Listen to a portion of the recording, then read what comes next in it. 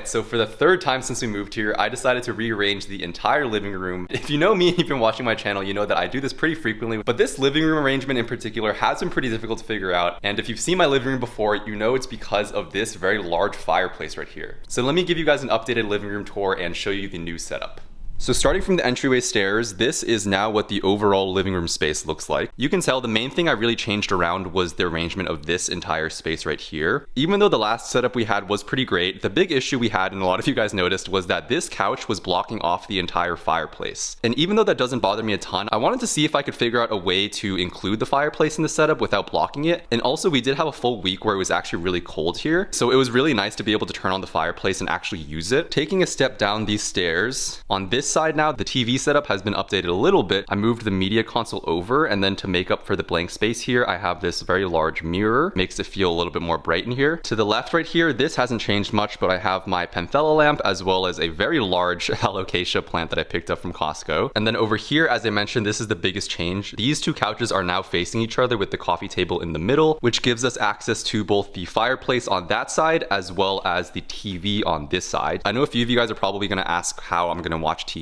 from this setup. The main purpose of this actually was to make it a little bit less TV focused. I wanted the space to feel a little bit more conversational and focused on sort of like the activities that are going on here that are not TV related. But of course, if I do want to watch TV, it's actually not that annoying whether I'm just like sitting and kind of facing sideways over there, or honestly for me and my girlfriend, we watch TV laying down most of the time, and so laying down and sort of having our heads right here and watching the TV also isn't too bad at all. You can see that the Togo setup now has a magazine or a book holder next to it, as well as this very nice little side table with a lamp on top. And then shifting around to the other side, this couch now doesn't really have any side tables because I didn't want to block off the passageway to the dining area too much, but we do have sort of like a floating side table that we do occasionally bring over here. But behind the couch, we also have this little shelving system. This was actually the exact setup in my last loft apartment, if you remember. This shelf just happens to fit pretty perfectly behind the couch. I love to collect coffee table books about art, about architecture, design, and so the idea for this entire little corner was it feels a little bit more blocked off for the rest of the house, but I actually really like that because now it seems kind of like this is a little almost like study nook or like library reading corner, pulling out a book from one of these shelves and then sitting there with the view up in the back and sort of just reading up, I think is really great, and I've been spending a lot of time in that chair. And then coming around to this little back corner, which is the last little area I've yet to show, I finally did hang up my sister's painting, which I think looks so much better now that it's on the wall and not sitting on top of a shelf. And then under that I have the IKEA spotlight, which kind of just illuminates the painting at night, and then also a little bench with some more coffee table books, a little shelving unit there with some pottery in it, and then that side table that breaks up into a bunch of different stools if we do have guests over and need more seating.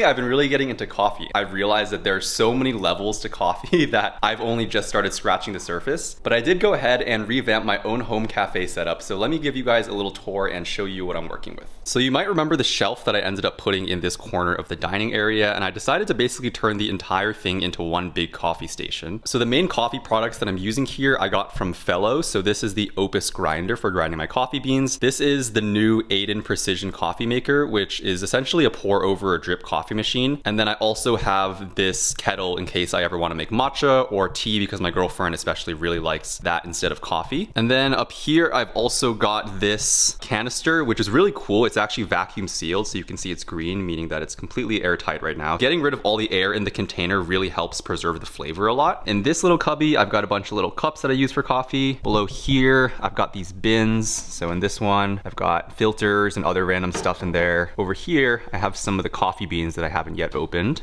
And then down here, just some coffee table books and some other decorative plates. I also, of course, added some plants up top just to sort of bring the setup to life and make it feel a lot more green.